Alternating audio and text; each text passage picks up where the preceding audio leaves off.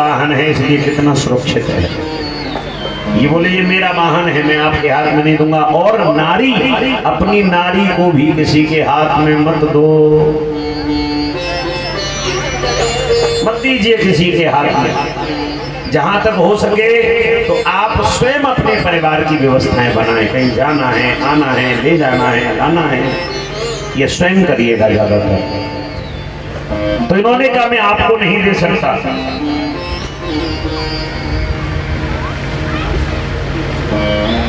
तो आज जैसे ही नाव को चलाने लगे, नाव में हिलोर आने लगी। केवट कहते हैं गंगा मैया तनिक धीरे बहोना, मोरी नैया में लक्ष्मण राम। बहुत प्यारे बात, कितनी जोर से बोलते हो। गंगा मैया की याद दिलाना पड़ता हनुमान जी की तरह। हाँ? इतने लोग बैठे थे, हनुमान जी को अपने बल का याद नहीं रहता था ना, आपको भी नहीं रहता। आप ये भूल जाते कि हम बोलना भी जानते हैं, तब कहते हैं जय, जब कहते हैं तब।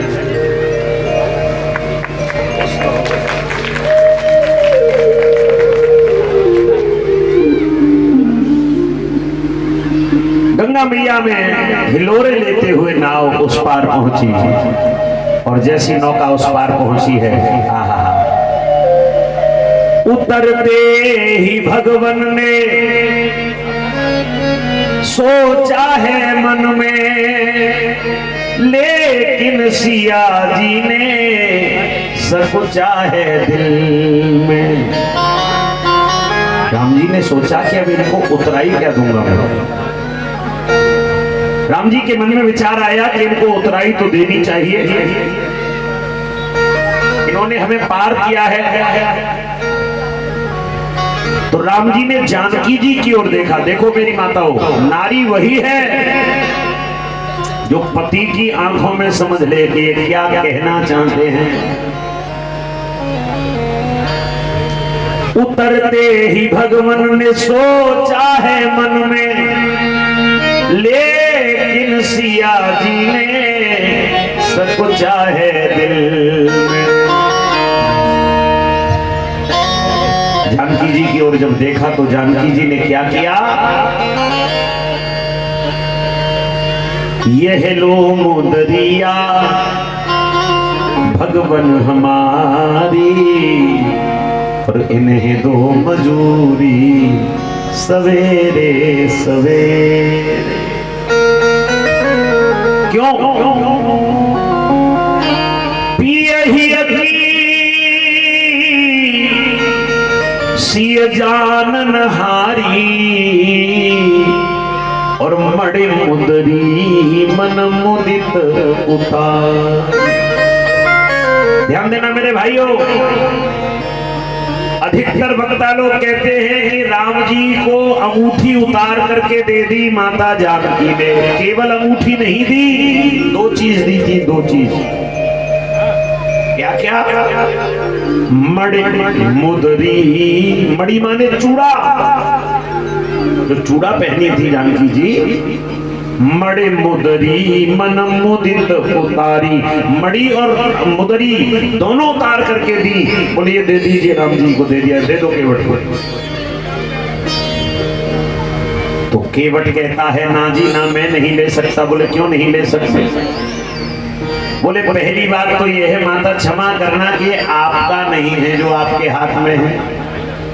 मड़ी माने चूड़ा आपको दशरथ जी ने दिया है, और मड़ी मुदरी भगवान राम ने दी है। आपका अपना कुछ हो तो मुझे दे दो। जानकी जी बोली हमारा अपना क्या है? राम जी ने कहा नहीं नहीं ले लो ना। बोले नहीं।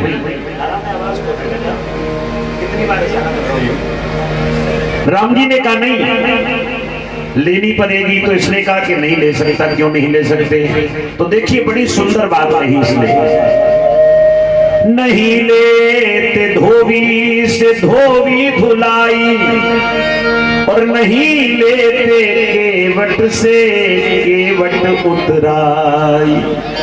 महाराज अरे स्टाफ का मामला है, आप भी केवट और मैं भी केवट।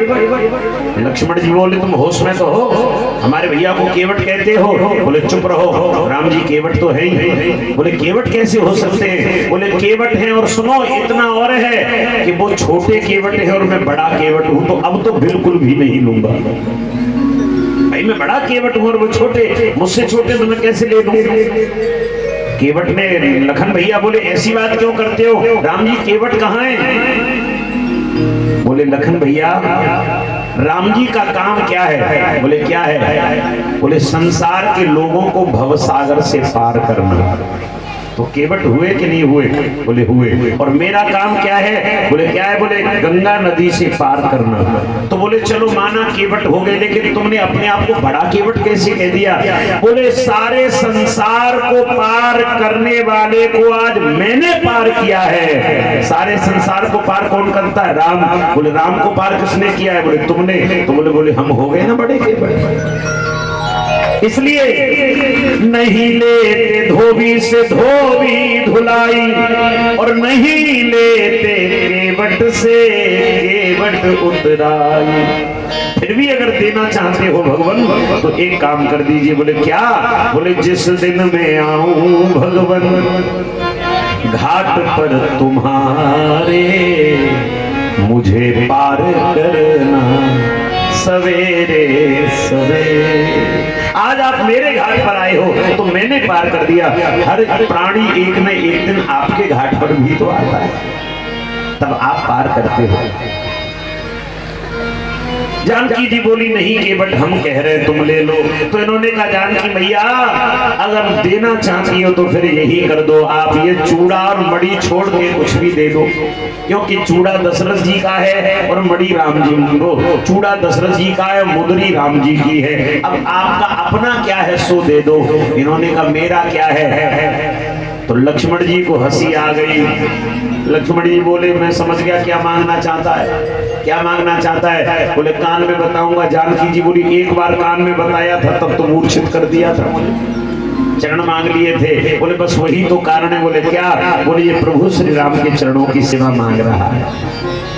तो जानकी जी बोली भैया उनका भी बंटवारा हो गया, दाहिना पैर मेरा और बायां पैर लखन का है। तो बोले बस प्रभु की सेवा मुझे मिलती रहे,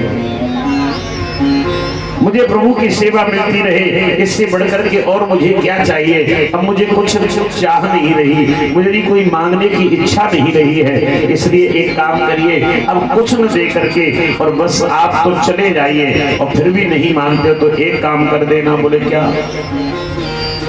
फिरती बार मोहि जो देवा, फिरती बार मोहि जो देवा, सो प्रसाद में सिर धरु लेवा, सो प्रसाद में सिर धरे देवा, सो प्रसाद में सिर धरु देवा, सो प्रसाद में सिर धरे देवा। फिरती बार मोहि जो देवा, लौटते समय आप जो भी देंगे वो मैं स्वीकार कर लूंगा, और जो इतना कहा कि स्वीकार कर लूंगा। राम जी ने कहा फिरती बार हम कहीं दूसरे रास्ते से निकल गए तो तुम्हारा उधार लेके, तुम्हें मालूम है कि जो उधार लेके जाता है वो दोबारा गली में नहीं आता। आपसे कोई उधार मांगने आए, देखिए गिरधर जी ने एक कुंडली लिखी है। कुंडली, गिरधर जो कवि हुए हैं ना, बहुत अच्छे कवि हुए गिरधर लाल। तो गिरधर लाल ने एक कुंडली लिखी है। कुंडली लिखने का मतलब, कुंडली माने तो वैसे जन्मपत्री होती है, लेकिन वो कुंडली नहीं, जैसे दोहा, सोरठा, छंद होते हैं ना, चौपाई, ऐसे ही एक पद होता है, उसको कहते हैं कुंडली। और उस कुंडली की पहचान क्या होती है, ध्यान देना आप, जो शब्द पहले आएगा वही शब्द अंत में आएगा, उसको कुंडली कहा जाता है। क्या लिखा है गिरधर लाल जी ने?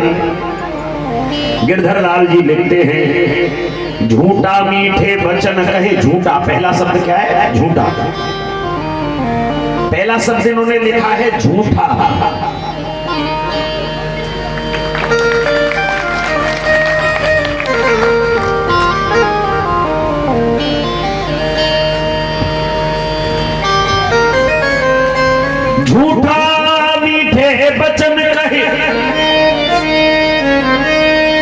ऋण उधार ले जाए और लेत परम सुख उपजे, पर लेके दियो न जाए। अच्छा बताओ, कोई झूठा व्यक्ति धन मांगने आता है तब तो भैया चाचा ताऊ सबरे रिश्ते निकाल लेगा। लेके दियो न जाए ऊंच और नीच बतावे, ऋण उधार की रीति मांगते मारन धावे। मांगने जाओ तो हो सकता है लाठी लेके पीछे पड़ जाए। कहे गिरधर कबीराय सज्जन रहे मन में रूठा, और बहुत दिना है जाए कहे तेरा कागज झूठा। झूठा से शुरू हुआ और झूठा पे आके पूरा हो गया। बहुत दिना है जाए कहे तेरा कागज झूठा। जब लिखवा भी लोगे ना और ज्यादा दिन हो जाएंगे तो कहेंगे ये तो बेकार का तूने लिख के रख लिया, चल चल चल अपनी बातें करता है। विचार करने वाली बात है। लेकिन बंधुओं, राम जी कहते हैं भैया तुझे विश्वास है कि मैं लौट करके तेरे ही घाट से आऊंगा? बोले मुझे मालूम है कि प्रभु कि आप कभी किसी का उधार नहीं रखते, आप तो सबका चुकता कर देते हो, आप सबका चुकता करते हो। राम जी ने कहा ठीक है, अगर नहीं मानते तो हम चलते हैं। और राम जी वहां से चल दिए। जैसे ही राम जी चले आगे बढ़े हैं, निषाद राज ने कहा प्रभु मैं आप आदेश करें तो मैं आपके साथ में जंगल के मार्ग में 14 वर्षों तक साथ रहना चाहता हूं। राम जी ने कहा नहीं निषाद राज, हम अकेले ही जंगल के मार्ग को तय करेंगे, आपको जाइए। निषाद राज का भी मन दुखी होने लगा, लेकिन भगवान को छोड़ दिया। और इसके उपरांत भगवान आगे बढ़े हैं। तदुपरांत बंधुओं, आगे चल करके भगवान ने अनेक संतों से भेंट की है। गंगा मैया में स्नान करते हुए, पान करते हुए आगे बढ़े।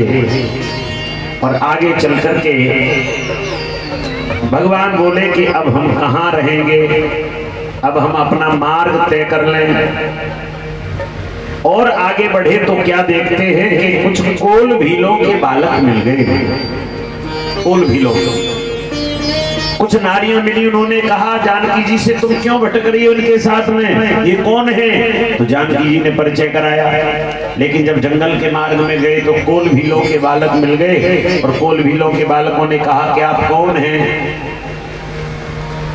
तो राम जी ने कहा कि हम वनवासी हैं। बोले वनवासी नहीं लगते हो आप। इन्होंने कहा हमें आपको देख करके बड़ा अच्छा लग रहा है, मन प्रसन्न हो रहा है हमारा। क्यों? राम जी ने कहा आप कौन हैं? तो वो वनवासी बालक अपने वहां की भाषा में गुनगुना रहे हैं, अपनी भाषा में। भाई जो जंगल में रहने वाले लोग हैं वो ज्यादा पढ़ लिख तो नहीं पाते, है ना? अब पढ़ेंगे लिखेंगे नहीं तो बाहरी भाषा को कैसे उनका कैसे ज्ञान होगा? आज भी बहुत सी जगह ऐसी हैं, आप ये मत सोचना कि शिक्षा हर जगह पहुंच गई। अभी भी लोग बहुत से शिक्षा से वंचित हैं।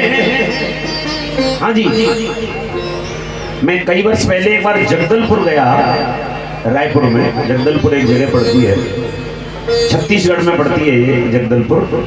छत्तीसगढ़ वैसे बहुत संभ्रांत प्रदेश है और बहुत अच्छी जगह है। अभी आगे मेरी कथा भी है 15 जून से रायपुर में ही, प्रॉपर रायपुर एयरपोर्ट के पास में छत्तीसगढ़ में। तो वहां से आगे जगदलपुर एक जगह पड़ती है। वो जगदलपुर नक्सलवाद क्षेत्र है, एकदम पहाड़ियों के बीच से जाना पड़ता है, बहुत पहाड़ी पड़ती है। तो वहां हमने एक जगह देखा कि जिस जगह हम रुके थे वहां एक छात्रावास बनाया गया सरकारी।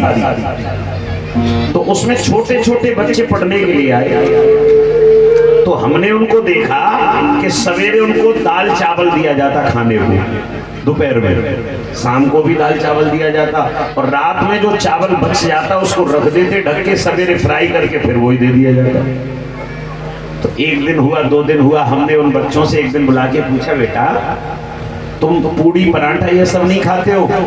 तो एक बालक बोला, वो क्या होता है, क्या होता है? हमने कहा पूरी परांठा रोटी नहीं जानते हो? तो उससे रहला दिया, नहीं। हम उनसे कई बार अपनी शुद्ध हिंदी में भी बात करते थे तो उनकी समझ में नहीं आता था। तो फिर वहां के प्रधानाचार्य जी ने बताया, महाराज जी सरकार की तरफ से मुहिम चलाया गया छत्तीसगढ़ में कि जितने भी कोल भीलों के बालक हैं, प्रयास करो कि वह भी शिक्षा प्राप्त करें, वह भी शिक्षा प्राप्त करें। तो ऐसे लोग आज भी शिक्षा से वंचित हैं।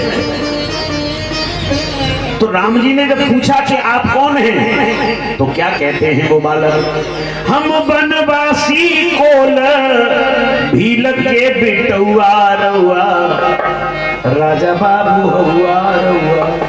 अब आप कहोगे जे हउआ रउआ कौन है? हउआ माने हो आप, और रउआ माने